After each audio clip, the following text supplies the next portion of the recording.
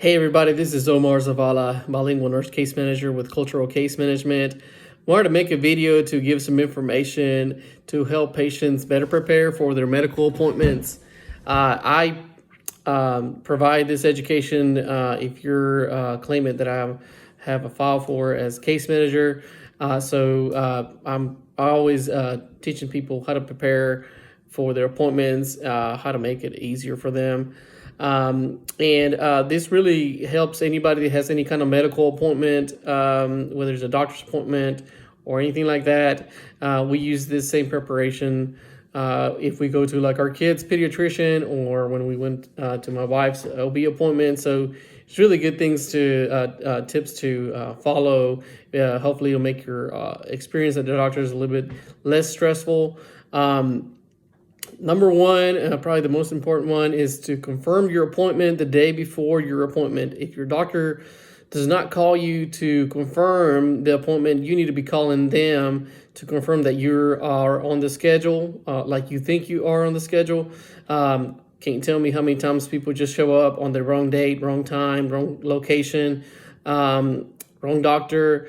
They either just were told wrong or just wrote it wrong, just forgot. So always call before the appointment to confirm that you're still on the schedule, especially if you're going to make a long trip. It's just good tip to always call before. If I'm your case manager, I'm going to be calling you and the doctor, confirm that everybody's on the same page, that you have the address, the location, the time, and all that. If you have an early appointment, I'm probably going to call you the day before to confirm. If you have a late afternoon appointment, then I may call you the morning before, just to make sure everything's still good to go. And number two, if for some reason you can't make the appointment, you already know you're not going to be able to make the appointment or you're going to be late, please call somebody and let them know. Either call the doctor, you need to call the case manager and let them know, or the adjuster, let them know. Let somebody know that you're not going to be able to make that appointment so that they can reschedule it for you. Doctor's office, they don't like it when their patients just don't show up, don't call, no show. It's not a good thing. So just always call and let somebody know. If I'm your case manager, like I said, I'm going to call you, and if we need to reschedule, I'm going to have to request approval for rescheduling, and we'll see if the doctor can reschedule you. Just keep in mind that it's really hard to get a reschedule appointment sometimes, just because the doctor's schedule is so tight. Number three, be early to your appointment. For example, if you have a 10 o'clock appointment, I wouldn't recommend you to be there after 9:45 a.m. That means checked in and sitting in your seat, waiting to be called. A lot of these offices are in cities where it's heavy traffic. It's very complicated to find a parking spot, and once you do park, it's very complicated to actually find the doctor's office that you need to go to. Not all doctor's offices are like that, but you may be going to an appointment where if you're seeing a surgeon, they may be in a location where you need more time to prepare and check in. So just because your appointment's at UAB at 10 o'clock, if you're pulling in to the parking deck at 9:45, you may not make it to your seat about 10 o'clock. So always be early. If you are late, some doctors will no-show you. They will have to make you reschedule if you pass their timeline for missing your appointment. And just a lot of times the doctors just leave because they either have to go to surgery or things like that. Just be early. Number four, be ready to wait in the waiting room. We don't always know how late or how long it's going to take for you to wait at the doctor's office. Usually there is a wait time, so just be prepared to wait in the waiting room. Bring your charger, bring something to read, just because you will be asked to wait before you are seen, and that's not the staff's fault. It's not necessarily anybody's fault. Really, it's just the way the schedule falls. So just be nice to people when you're waiting. It's not their fault that you're not being seen yet. So just be nice to the people at the front desk, and I've seen a lot of ugly things going on in the waiting rooms. So just be prepared to wait. I wouldn't recommend doing another important appointment after your doctor's appointment, just because, like I said, we don't know how long it's going to take for you to be seen. And once you're seen, we don't know how long it's going to take you to be there for the duration of your appointment. So number 5, make sure you check in when you go to the doctor. Different doctor's offices have different ways for you to check in, but always double check with like a staff member and say, hey, just make sure that I checked in correctly.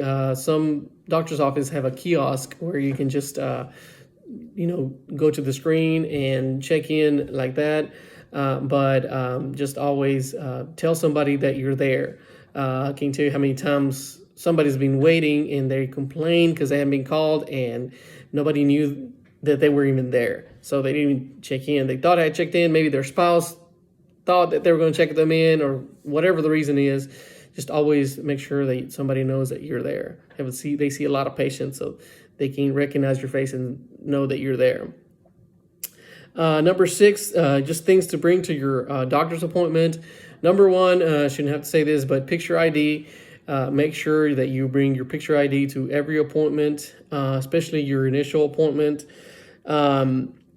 The doctor is going to just be ready to give them all your medical information, because the doctor is going to ask you pretty much everything, especially in the initial appointment. They want to know your history, your allergies, if you've had surgeries, if you had any issues with any surgeries with anesthesia. They want to know your parents' medical history, grandparents' medical history, and siblings' medical history. So if you have, be prepared to answer those questions.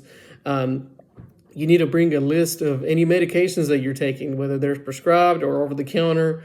If you're just taking them on occasion, just bring a list of those medications with you so you can let the doctor know what you are taking.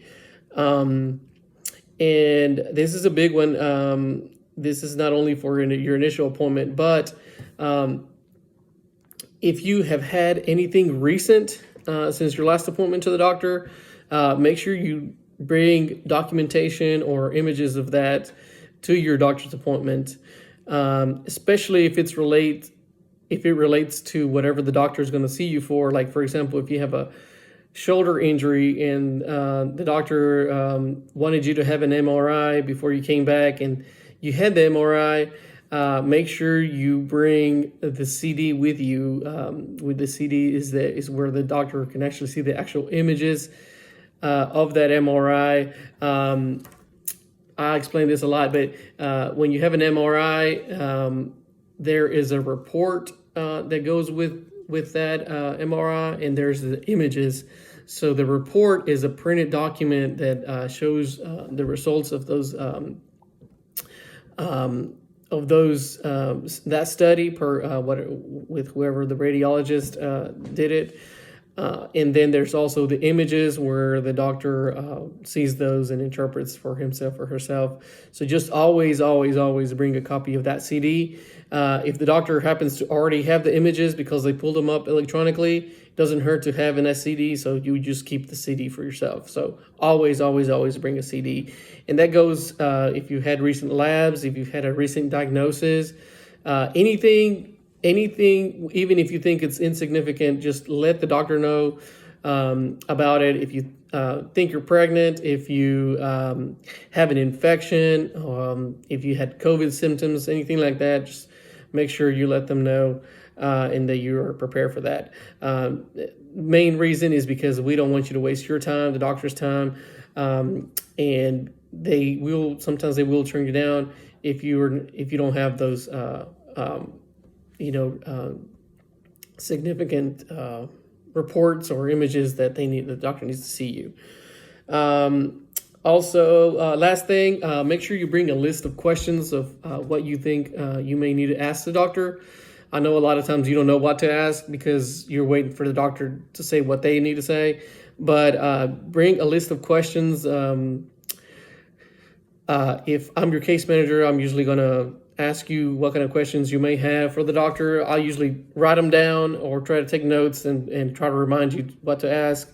A lot of times people forget what to ask once they're actually being seen by the doctor. They get all excited and they forget everything. So I kind of help them remember what they want to ask. So bring a list of questions that you or your spouse may be needing to ask.